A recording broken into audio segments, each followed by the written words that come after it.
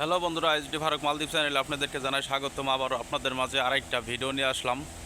তো অনেক ভাই বিরাদার আমার কাছে জিজ্ঞেস করেন যে ভাই একটা কোম্পানির মাধ্যমে গেলে দেখা যাইতেছে বেকো অপারেটারের কত টাকা স্যালারি হবে এবং কি তাদের বিষয়ে কিছু আলোচনা করব।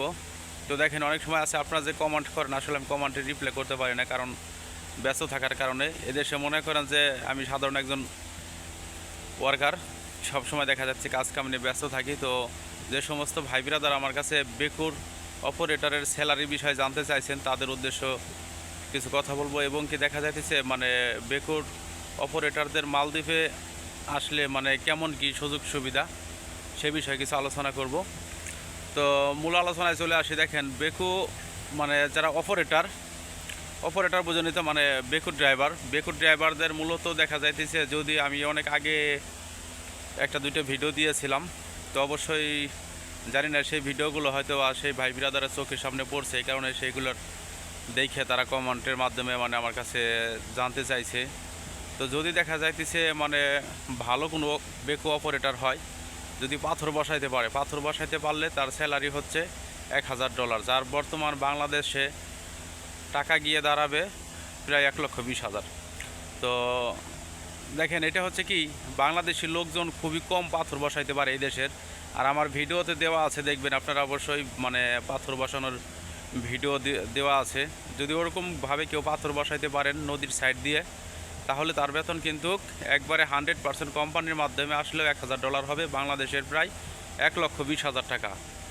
এর ভিতরে কিন্তু 1 টাকাও খরচ নাই, কোম্পানি থেকে আপনাকে খানা থাকা সব কিছু বহন করবে, কোনো সমস্যা হলে ডাক্তার দেখাবে, এবং কি 2 বছর পর পর আপনাকে আপ ডাউন টিকিট দিবে দেশে ছুটি কাটানোর জন্য। 2 বছর পর পর 2 মাসের ছুটি দিবে।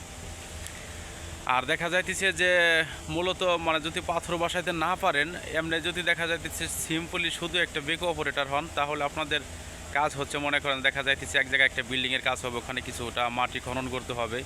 তারপর আবার দেখা যাইতেছে মনে করেন যে বালি কাটা কাজ আছে, যেমন এক জায়গা থেকে গাড়িতে করে বালি লোড দিয়ে অন্য জায়গায় নেওয়া হয়, সেই বালিগুলো কিন্তু গাড়িতে বেকু দিয়ে লোড দেওয়া হয়। দেখা যাইতেছে যদি এরকমভাবে সিম্পল একটা ওয়ার্কার হিসেবে আপনি আসেন, তাহলে কিন্তু আপনার অতটা স্যালারি হবে না।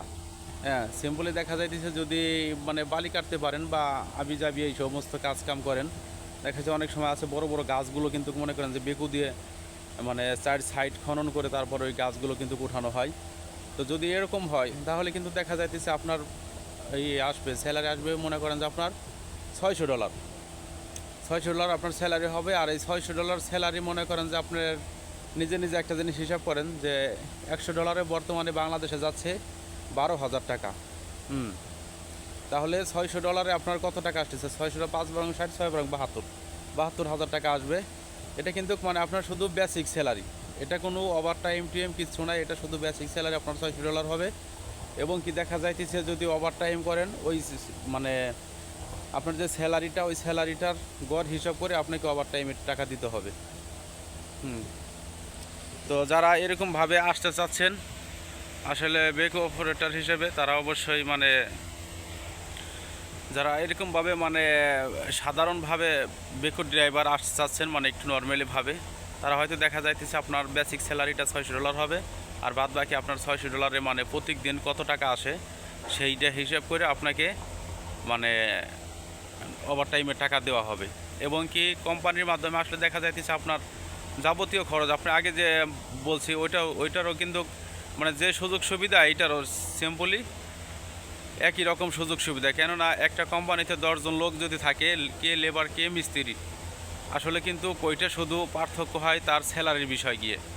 ছুটি কিন্তু একই, 2 বছর পর সেও ছুটি পাবে, আপনার লেবারও যে ছুটি পাবে আপনিও সেই ছুটি পাবেন, আপনার লেবারও টিকিট পাবে, আপনিও টিকিট পাবেন। এইটা হচ্ছে প্রকৃতিভাবে দেখা যাইতেছে কোম্পানির রুলসে মনে করেন যে আপনার শুধু লেবার এবং কি অপারেটরের ভিতরে পার্থক্য থাকবে শুধু স্যালারিটা, খানা থাকা কিন্তু সেম।